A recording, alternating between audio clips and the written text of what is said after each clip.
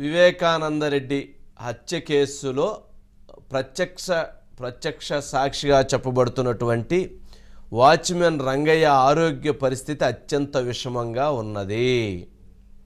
ఎప్పుడైతే వైఎస్ వివేకాకు సంబంధించినటువంటి కేసులో అత్యంత కీలకమైనటువంటి సాక్షిదారుడిగా, అత్యంత కీలకమైనటువంటి వ్యక్తిగా అతను ఇచ్చినటువంటి స్టేట్మెంట్ అత్యంత కీలకమైనటువంటి స్టేట్మెంట్ అయినటువంటి తరుణంలో కోర్టులో జరుగుతున్నటువంటి విచారణలో కూడా వాచ్మెన్ రంగయ్య స్టేట్మెంట్ చాలా కీలకమని చెబుతున్నటువంటి సందర్భంలో వాచ్మెన్ రంగయ్య ఈ కేసులో ఒక కీలకమైనటువంటి వ్యక్తిగా ఉన్నటువంటి వాచ్మెన్ రంగయ్య ఆరోగ్య పరిస్థితి అత్యంత విషమంగా మారినది.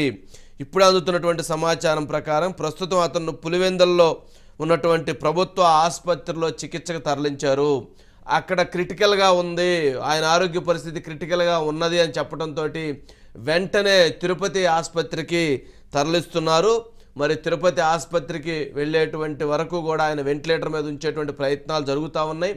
కానీ వాచ్మెన్ రంగయ్య సడన్గా ఎందుకు ఇటువంటి సమయంలో అవినాష్ రెడ్డి బెయిల్ ఒకవైపు దానిపైన ఒక విచారణ జరుగుతుండగా వివాదం జరుగుతూ ఉన్నటువంటి నేపథ్యంలో ఇటీవల కోర్టులో జరిగినటువంటి ఆర్గ్యుమెంట్స్లో కూడా వాచ్మెన్ రంగయ్య స్టేట్మెంట్ ఎందుకు పరిగణలో తీసుకోరు, దస్తగిరి అప్రూవర్గా మారినటువంటి దస్తగిరి స్టేట్మెంట్ మాత్రం ఎందుకు అప్రూవర్ దాన్ని మాత్రం ఎందుకు పరిగణలో తీసుకుంటారని చెప్తున్నటువంటి ఈ సందర్భంలో ఈ కేసులో కీలక మలుపులు జరగబోతున్నటువంటి సమయంలో, కీలక వ్యక్తుల అరెస్టులు జరగబోతున్నటువంటి సందర్భంలో, ఈ కేసులో కీలకమైనటువంటి వ్యక్తుల ప్రమేయాన్ని నిర్ధారించబోతున్నటువంటి సందర్భంలో, ఈ కేసుకి ఒక కంక్లూజన్ వస్తుంది అనుకున్నటువంటి సందర్భంలో ఇప్పుడు మరలా వాచ్మెన్ రంగయ్య ఆరోగ్య పరిస్థితి అత్యంత క్రిటికల్గా మారటం చాలా ఈ కేసుని అనేక మలుపులు తిప్పబోతుందా అన్నటువంటి చర్చ జరుగుతూ ఉంది.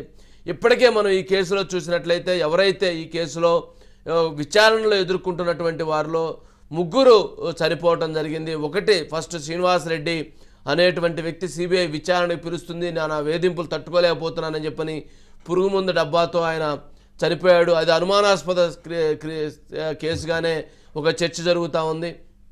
అదేవిధంగా ఈ కేసులో మరొక ఎవరైతే సిబిఐ లేదా వైఎస్ అవినాష్ రెడ్డికి సంబంధించినటువంటి వారు శివశంకర్ రెడ్డి నన్ను ఈ కేసును ఒప్పుకోమన్నాడు, అందుకు గాను నాకు డబ్బులు ఇస్తా అన్నాడు, ఈ కేసుని నేను దీని మీద ఇదంతా నేనే చేయించాను ఒప్పుకోవడానికి కూడా డబ్బులు ఇస్తానని చెప్పినటువంటి తను కూడా అనుమానాస్పద స్థితిలో మృతి చెందాడు. అదేవిధంగా ఆ రోజు అక్కడ ప్రదేశానికి వెళ్ళినటువంటి ఈసీ గంగిరెడ్డి గారు ఆయన కోవిడ్ టైంలో ఆయన చనిపోయారు.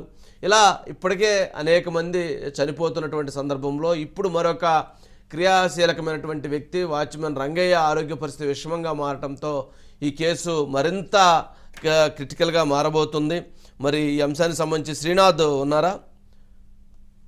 శ్రీనాథ్, ఈ కేసుకు సంబంధించినంత వరకు ప్రభుత్వ ఆసుపత్రిలో అంటే తిరుపతికి తరలించారు బంధువులు. ఆయన అతన్ని చూసి ఓకే అతని విజువల్స్ కూడా వచ్చినాయి.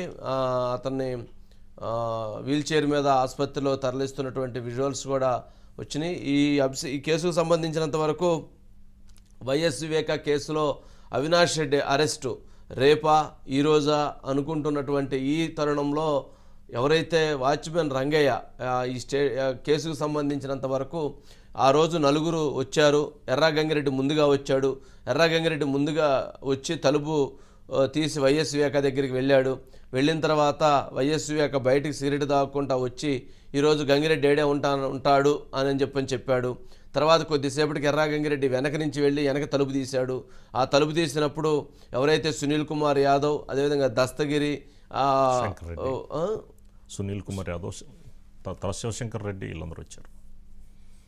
ఆ కేసుకు సంబంధించి శివశంకర్ రెడ్డి గారు రాలేదండి. శివశంకర్ రెడ్డి గారు ఆడుండారు. శివశంకర్ రెడ్డి గారు రాలా. సునీల్ కుమార్ యాదవ్, దస్తగిరి, ఉమాశంకర్ రెడ్డి వీళ్ళు వచ్చారు. ఎర్రా గంగిరెడ్డి గారు తలుపు తీశారు. శివశంకర్ రెడ్డి గారు ఎక్కడున్నారు? వైఎస్ అవినాష్ రెడ్డి వాళ్ళ ఇంట్లో ఉన్నారు. ఓకే, వీళ్ళు వచ్చినటువంటి తలుపు తీశారు. తలుపు తీసిన తర్వాత లోపల నుంచి అరుపులు వినిపించినాయి. వీళ్ళు తర్వాత లోపల ఆయనని తీవ్రంగా హింసిస్తున్నారనేటువంటిది నాకు అర్థమైంది. నేను భయంతో ఉండిపోయాను. వాళ్ళు వెళుతూ కూడా అక్కడ బయటకు వచ్చి ఎర్రా గంగిరెడ్డి, నువ్వు కనుక ఇది బయటికి చెప్తే తీవ్ర పరిణామాలు ఉంటాయని చెప్పి నన్ను హెచ్చరించారు. నేను లోపలికి వెళ్ళి చూడటంతో ఆయన రక్తం మడుగులో పడి ఉన్నాడు. దాంతో నేను భయంతో అక్కడ ఉండిపోయాను అని చెప్పని ఎర్రా గంగిరెడ్డి ఆ రోజు ఏ రకంగా జరిగింది, ఎంతసేపు ఉండారు, లోపల ఎటువంటి అరుపులు వినిపించినాయి అనేటువంటిది మొత్తంగా కూడా ఆయన చెప్పినటువంటి పరిస్థితి. మరి అటువంటి ఆ వ్యక్తిగా ఉన్నటువంటి ఆ కేసులో అత్యంత కీలకంగా ఉన్నటువంటి వ్యక్తి ఆరోగ్య పరిస్థితి విషమంగా ఉండటం ఇప్పుడు క్రియాశీలకంగా మారుతూ ఉంది. మనం చూస్తున్నాం. అతనే ఎవరైతే వాచ్మెన్ రంగయ్య ప్రస్తుతం అతని తిరుపతి ఆసుపత్రికి తరలిస్తూ ఉన్నారు. శ్రీనాథ్,